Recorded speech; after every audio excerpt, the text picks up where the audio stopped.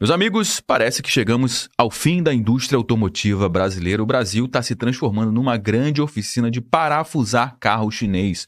Uma verdadeira linha de montagem terceirizada da China, sem projeto de soberania. A gente só aperta parafuso e eles levam o lucro para casa. Tudo isso com o aval do governo Lula, não para desenvolver a nossa indústria, mas para fortalecer elos ideológicos com o regime chinês, que, aliás, é o único que está lucrando com essa história toda. Até o fim de 2025, 16 marcas chinesas de veículos vão estar circulando pelas ruas do nosso país. São carros elétricos, todos montados aqui no esquema de Lego, meu amigo. As peças chegam semi-montadas e a gente encaixa uma a uma. O Brasil entra só com um galpão, com a tomada e com a mão de obra barata. E o governo Lula está vendendo essa história como se fosse um grande marco, um grande avanço tecnológico, enganando seus militantes, dizendo que a montagem é a mesma coisa que indústria, mas uma coisa não tem nada a ver com a outra. A gente está beneficiando empresas que não geram tecnologia aqui dentro do nosso país.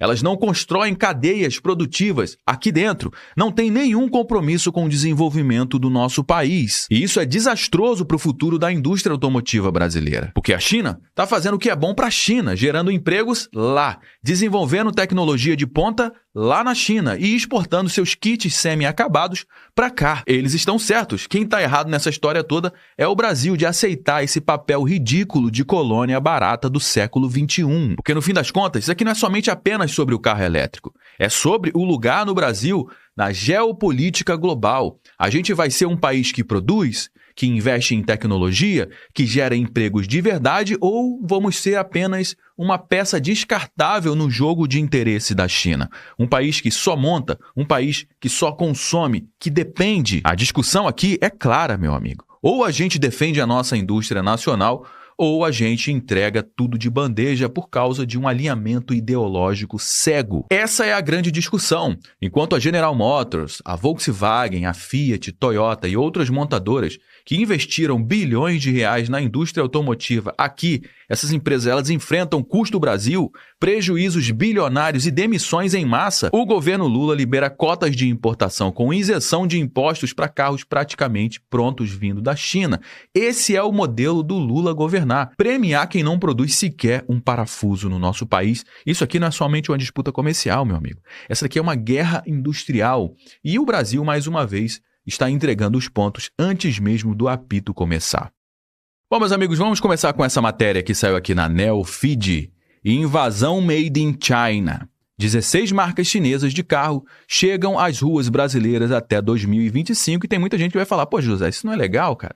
Não é bom ter bastante carro, bastante oferta de carros aqui, porque isso acaba barateando o preço dos carros. Sim, é muito bom quando a gente tem uma livre concorrência, mas o problema que está acontecendo aqui, que você vai entender, é um problema que o governo está beneficiando a importação de carros praticamente prontos chineses em detrimento de uma indústria nacional que já existe há décadas aqui no nosso país, desde 1950, que a indústria automotiva brasileira vem trabalhando, vem investindo. Aí tem gente que fala, José, mas também não tem marca brasileira, são tudo marca internacional, todos os carros são importados? Não, cara. Essas marcas, elas vieram aqui para o nosso país, elas abriram fábricas e elas produzem os seus carros aqui dentro em solo nacional. Tem muita peça que é importada? Sim, mas chega a peça aqui e precisa passar por toda a indústria da transformação. E isso precisa de mão de obra, precisa de engenheiro, precisa de investimento pesado em capacitação também. Então, é totalmente diferente de trazer um carro já praticamente pronto, somente montar peças como se fossem peças de Lego,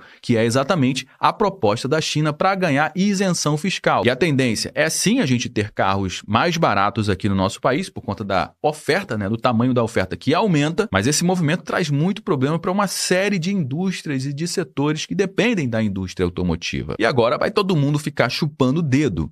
Com preços agressivos e foco na eletrificação, as montadoras chinesas já respondem por mais de 10% das vendas no mercado brasileiro de carros. E o número de marcas que desembarcaram no Brasil não para de crescer. Além da GWM, que todo mundo já conhece, a BYD também, tem aqui a Jack, que é a Jack Motors, que é um pouquinho mais antiga, a Chery também, e também novas fábricas já estão se instalando no nosso país, como, por exemplo, uma marca chamada Neta, Omoda e Jaeco, GAC, Zik. Inclusive, gostaria de saber a sua opinião. Você compraria um carro dessa marca, mesmo que tivesse com preço muito bom? Cara, se esse carro dá algum tipo de problema, será que tem mão de obra qualificada para resolver os problemas dessas marcas? Será que tem peça? Como é que é, cara, esse mercado de peças dessas marcas de carros chineses, cara? Pô, é bem complicado isso, hein? Mas deixa aqui nos comentários a sua opinião se você compraria ou não um carro de uma dessas marcas chinesas. E tem outras marcas também, como a tal da SAIC, Leapmotor e Geely. Eu acho que é assim que se pronuncia. Eu não conheço essas marcas, então estou chutando aqui. Pode ser que seja assim que se fala ou de outro jeito, mas estou falando do jeito que eu estou lendo. Essas foram marcas que confirmaram já a sua chegada em 2025. E outras marcas estão chegando até o final de 2025, que é o caso da Changan, FAW, Dongfeng e Bike. Essas já se preparam para entrar no mercado brasileiro. No total, são 16 marcas de automóveis chinesas que estão circulando pelas ruas brasileiras até o fim deste ano. Uma marca inédita e que já está começando a incomodar as montadoras estabelecidas aqui no nosso país. A Anfávia diz que os veículos chineses representam 62,1% dos carros importados no Brasil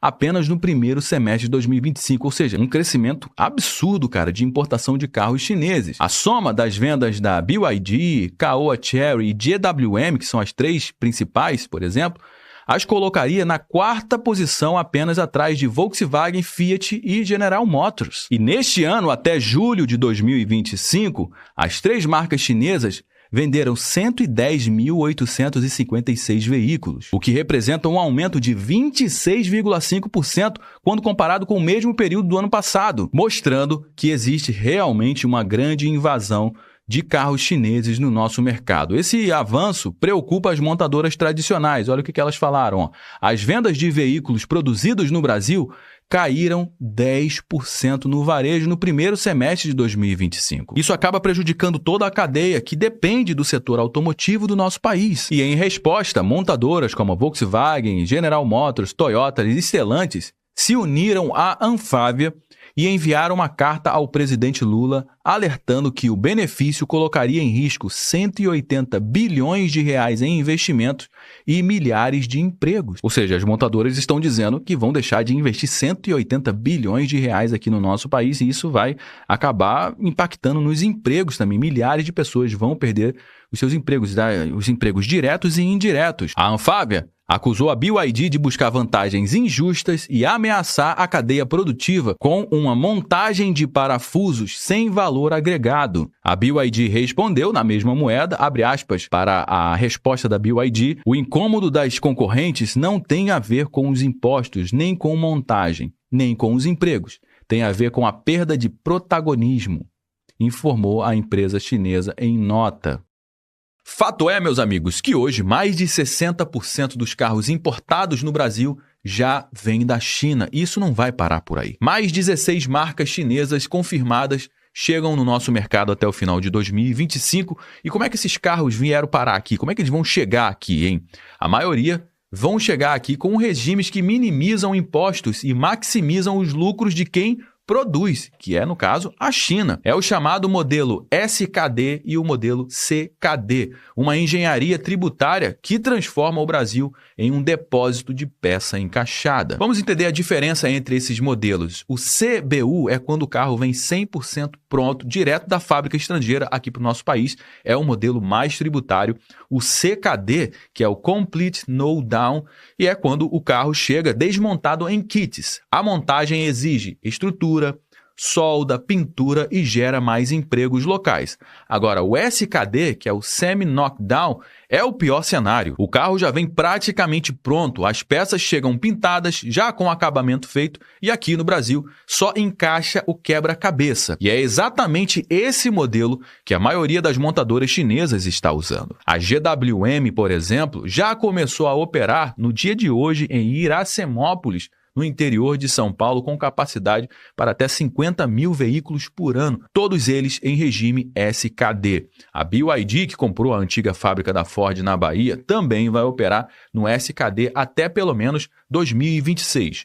Na prática, isso significa que o Brasil está oferecendo benefício fiscal para parafusar peça importada, sem exigir contrapartida em pesquisa, em engenharia, em desenvolvimento local. E aqui que é o grande problema. E quando as montadoras tradicionais, como General Motors, Fiat, Volkswagen e Toyota se revoltam, o que o Lula faz nesse momento? Dê um tapinha nas costas de quem monta há décadas aqui no nosso país e um abraço caloroso para quem está chegando agora com a bênção do Partido Comunista Chinês. E enquanto os chineses invadem o mercado com preços extremamente agressivos, com incentivo fiscal, a indústria nacional está recuando, como você pode ver. Segundo os dados da própria Anfávia, a produção de carros no Brasil caiu 10% no varejo só no primeiro semestre de 2025, nesses 6 primeiros meses. O que cresce não é a indústria automotiva brasileira. O que cresce é o mercado brasileiro de carros montados com peça chinesa. É fato que as montadoras chinesas elas são extremamente competitivas, porque para produzir esse produto lá na China